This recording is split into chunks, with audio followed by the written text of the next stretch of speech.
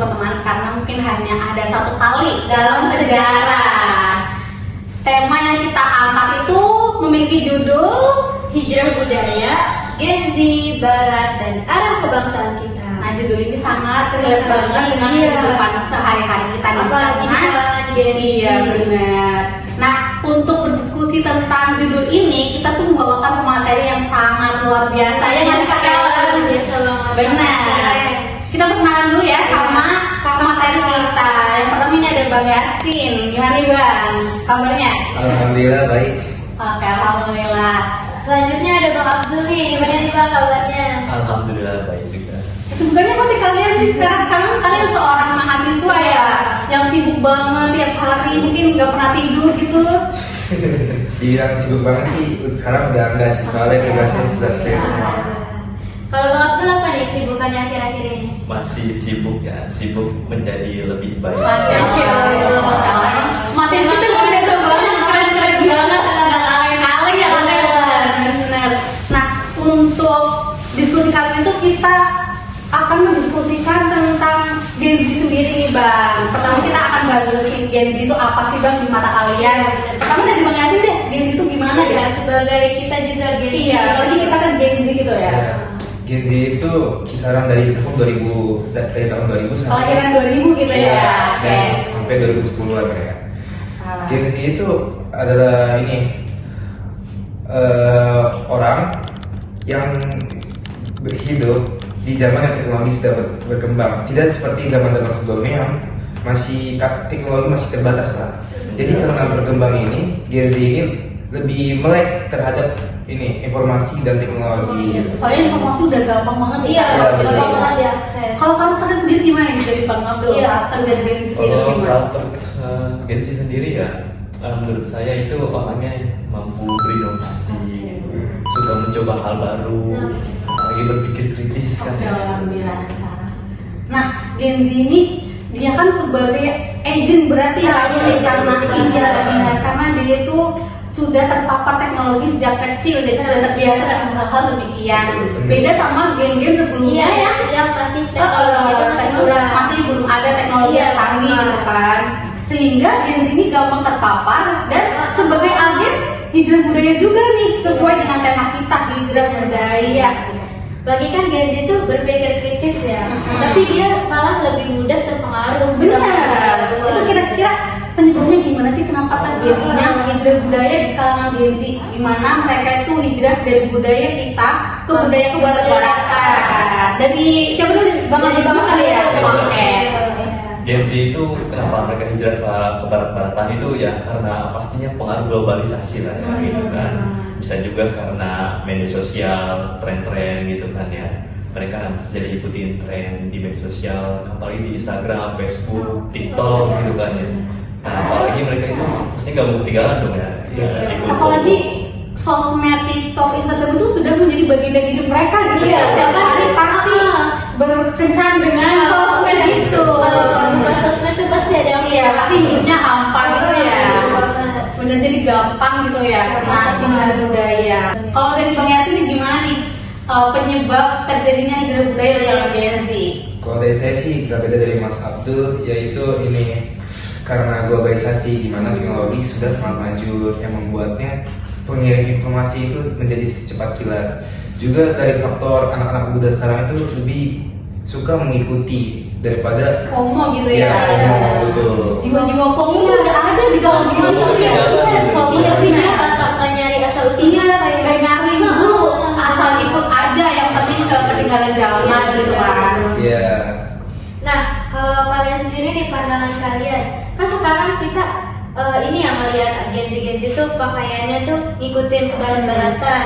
Padahal kita kan punya baju yang bagus ya kayak batik, terus baju yang lain yang khas budaya kita. Jangan kayak kalau pakai kayak gitu tuh malu kan kadang.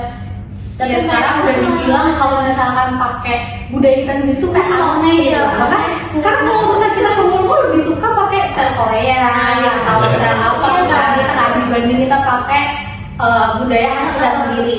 Pasti kalau ke mall pakai batik kan kayak ih malu. Ih malu itu jangan ada kondangan gitu kan, asal dibilang kayak gitu biasanya. kayak kolot gitu ya. Nah, Iya. Nah itu tuh kira-kira kenapa sih bisa Gen Z tuh berpikir hal demikian kayak kenapa nggak ngembangin budaya Iya, kita harusnya sendiri? kita bangga. Iya. Kira-kira kenapa nih? Banyak dulu deh sekarang guys ya. Iya. Mungkin kalau kenapa Gen Z itu kurang tertarik karena emang budaya kita ini kurang di sponsori nggak sih? Oh asing gitu ya, Iya. benar. Soalnya kita tuh Kurang lebih penerapan ya. kita paham hal-hal Iya. dari luar gitu kan. Benar. Apalagi kan kayak di media sosial juga tentang budaya-budaya itu jarang ya. Hmm, Kebanyakan iya. konten-konten Sekarang dari luar. iya. Barat gitu. Apalagi film-film Indonesia aja sekarang udah nggak semenarik itu untuk ditonton ya. Jadi mereka lebih nonton karya-karya dari barat. Kalau menurut Bang Abdul sendiri gimana nih? Kalau menurut saya sih ya seharusnya pemerintah ini dan juga diri kita harus lebih mengencarkan lagi budaya kayak gitu.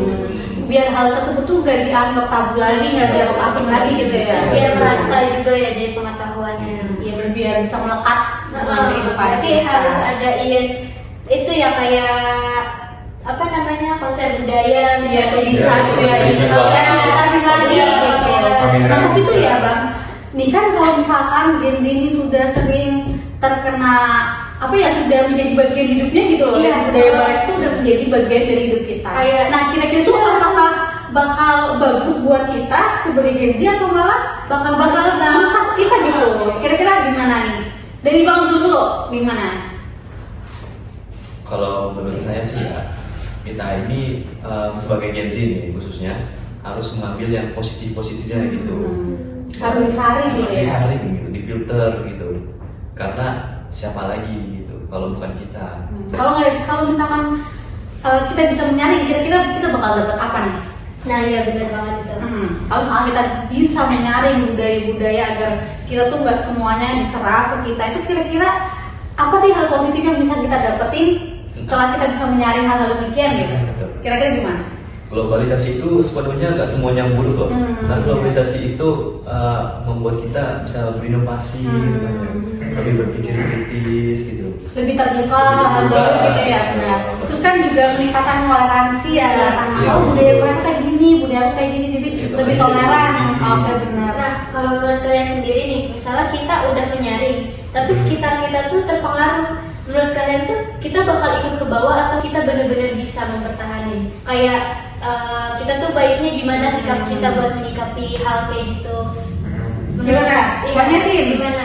Dari aku sih itu tergantung orangnya karena jika orangnya itu emang kuat secara pendirian, ia tidak akan mudah terpengaruh. Dan untuk hal yang harus dilakukan untuk orang yang tidak pengaruh itu adalah menyebarkan apa yang menurut dia baik gitu. Oke. Tapi kalau misalkan kita nggak bisa menyaring hal demikian, kira-kira dampaknya gimana nih buat generasi kita? Nah iya gimana? Jadi Bang dulu nih gimana? Dampaknya buat generasi kita ya khususnya kita jadi lupa budaya sendiri Oh, gitu iya. kan, ya. Kita jadi lupa akan identitas kita. Krisis identitas. Nah iya berarti Sebanyak- kalau kayak gitu nanti bisa-bisa budaya kita hilang gitu, Iya, mulai digantikan mulai budaya digantikan. barat. Ya, Padahal kan Indonesia sendiri kaya Banyak. akan budaya ya. Kalau misalkan kita sudah kehilangan budaya, kita nggak kaya lagi dong. Ya kita Iya, ya, benar. justru itu ciri khas kita. Iya, itu adalah ciri khas kita. Jadi kita harus mempertahankan budaya. Kita nggak boleh asal ngambil semua Asal budaya, harus harus saring gitu. Tapi selain krisis identitas ini, kira-kira ada lagi nggak hal yang bakal terjadi kalau kita nggak memfilter? Dari siapa deh? Siapa yang mau berpendapat? Bang Yasin. Oke, ya, Bang Yasin. ada misalkan budaya barat yang dimana mereka itu lebih mementingkan individualisme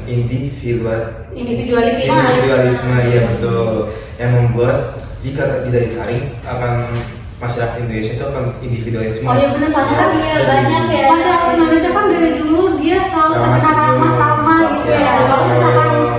kita terpapar dengan Iya, budaya lain kan iya, hilang dong budaya kayak gitu. Iya. Apalagi kalau sudah terpengaruh misalnya sama film-film, kan pasti kita menghabiskan waktu di rumah, jadi jarang berinteraksi. Oh iya. Terus kan Betul. selain itu misalkan kita nonton film kayak gitu, kita bakal terpapar dari fashion, gaya Nah, bicara, iya. gitu ya. Jadi Kita kalau kayak- yang membaca kita sendiri juga dong. Apalagi gaya hidup kita jadi terpengaruh. Nah, iya, bisa konsumtif juga gitu ya. Kita kan pasti, wih bajunya bagus sudah di Iya. luar. Padahal produk di dalam negeri kita tuh bagus banget. nggak kalah bagus gitu ya. Jadi tuh dampak negatifnya sangat lumayan Iya, berbahaya banyak. banget ya. Bisa terjadi krisis identitas, krisis budaya, Terus jadi lebih individual. bahkan bisa menyebabkan perilaku konsumtif. Tapi selain hal itu, kira-kira ada Kira-kira nggak ada. yang kayak ini loh, ini sangat kacau nih kalau misal Masuk terus-terusan kayak ke- gini gitu. Kira-kira ada terus apa? dinormalisasikan. Hmm. Kira-kira ada apa lagi sih? Dari Bang Abdul dulu deh. Kalau dari masuknya budaya barat tanpa kita saring itu dampak negatifnya bisa buat kita jadi pergaulan bebas gitu. Oh, iya. Pergaulan kita jadi enggak Rusak moral juga gitu ya, termasuk ya moral kita jadi rusak karena terlalu terpapar di jalan budaya. Nah, apalagi kan seperti yang kita tahu ya, aturan di sini sama di luar kan beda pastinya. Terus selain itu ada lagi nggak Bang Yasin? Dari Bang Yasin sendiri? Kalau dari saya sih dampak buruk itu bisa warga-warga Indonesia ini bisa terbiasa dengan hal-hal buruk. Oh iya. Jadi mereka nggak sadar bahwa itu benar. Oh ya, apalagi sekarang udah menormalisasikan hal-hal yang seharusnya itu nggak terjadi. Iya, kan? yang nggak normal dinormalin. Living together. Nah, iya, benar. Itu benar. Padahal kan itu budaya mereka ya, tapi Iya. di Indonesia tuh kayak ada aja, terus kayak malah dinormalisasikan. Itu harusnya nggak Betul. boleh. Nah, untuk mencegah hal itu mungkin kita punya solusi kali ya Iya. pemeriksaan masalah-masalah di kalangan Gen Z ini, dari krisis budaya, dari hijrah budaya. Perilaku konsumtif dan lain-lain. Kira-kira gimana sih solusinya gitu untuk Membentuk mencegah hal yang buruk itu terjadi gitu. dan untuk mencegah generasi yang Selanjutnya agar tidak terpapar lagi. Iya. Kira-kira gimana nih, Bang? Siapa dulu nih, terserah nih mau saling tahu enggak? Saya dulu aja kali. Oke, Iya. boleh. Jadi solusi dari kita ini sebenarnya banyak sekali gitu. Nah, kita sebagai individu dan juga pemerintah harus Membuat Membiasakan. kebijakan. betul yang lebih baik lagi gitu. Misalnya kan tentang kayak belajar kewarganegaraan gitu. Iya.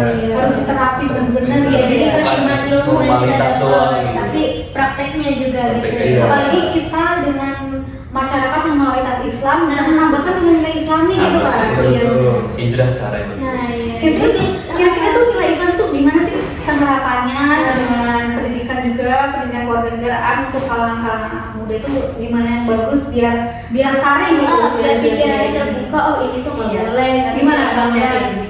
Kalau dari menurut saya sih itu diajarin mana yang betul, mana yang salah sesuai dengan Al-Quran gitu. Tapi misalkan kita kan sekolah juga udah diajarin nih, Iya. tapi susah banget ya anak-anak Benar-benar itu kan banyak gimana? kayak gitu ya. Coba sih ke pesantren langsung. Kalau biasa banget langsung aja udah masuk pesantren gitu kayak Ini biar benar. tapi kan kalau misalnya masuk pesantren dia kabur gimana? Iya benar kan banyak tuh prosesnya. Kita terbang banget jadi. Itu solusinya sih ini aja, filter betul. Filter, oke. Ah. Mungkin ini ya pendidikan dari orang tuanya juga harus Nah, mencontohkan iya, dari ya orang kan? tuanya. Harus kayak gini, harus kayak gini. Pasti Terus- kan kalau orang tuanya setiap hari udah ngelakuin Iya. ini si anak jadi oh ternyata kayak Iya, gini, karena kan, kayak gini. iya, karena kan dari kecil dia bakal melihat Orang perilaku orang tuanya Iya. gitu pasti ya. bakal Betul, mengikuti betul. perilakunya. Terus kalau misalkan udah terbiasa dari kecil kan bakal terbiasa sampai besar. Insya Allah itu ya. Mereka melihat apa yang dilakukan oleh orang Iya. tuanya gitu. Berdoa agar istiqomah. Nah selain itu kira-kira gimana lagi ya? Kira-kira. Ya solusi untuk hal-hal demikian gitu. Solusi ya. Hmm. Sebenarnya di pemerintahan sendiri udah dijalankan solusinya, yaitu di kurikulum merdeka, Oke. di mana di situ dikasih project yang di project itu diamanatkan Dikaitkan. untuk membuat sesuatu yang dikaitkan dengan budaya Indonesia Oh, gitu. iya, benar. Itu juga bisa. Walaupun perjalanannya itu agak kurang emang. Oh iya, kurang maksimal soalnya. Iya. Maksimal penekanan. Terus juga belum merata ya, kayak Iya. masih kadang dilepas gitu untuk Dibebasin waktu Iya. project, Tanpa diperhatiin. bimbingan. Iya, benar. betul. Itu kadang nggak masih bikin kita bingung kita harus apa. Iya. Kurang terarah aja sih sebenarnya ya. Kalau dari Bang Bulan gimana nih? Kira-kira ada Ada lagi nggak solusi solusi misalkan dari apa gitu. Solusi dari globalisasi ini ya. Iya. Iya. Ya solusinya ya jangan lupakan budaya sendiri gitu kan. Kalau misalnya dari anak muda nih kira-kira dia bisa melakukan inovasi apa untuk mencegah krisis budaya ataupun hijau budaya ini? Atau misal menciptakan film-film yang Nah, iya mungkin Bagi kan ya. Bisa Gen Z belajar sendiri budaya kan luar ini ya, gitu. berpikirannya tuh luas banget. Iya, Iya. kita tuh kreatif sebenarnya ya harusnya. Kreativitas ini bisa terarah untuk mengembangkan budaya kita, Betul. mengenalkan hingga ke internasional Internasional. bisa. Bangga dengan budaya sendiri. Benar. Soalnya sekarang kan tontonan itu bahkan film Indonesia menarik banget kan. Jadi Iya. mungkin ini ya menyediakan lapangan kayak pekerjaan. Jadi misalnya lulusan dari budaya gitu. Iya, kita Iya, harus betul, mencari betul. menarik atau Jadi banyak remaja yang Iya.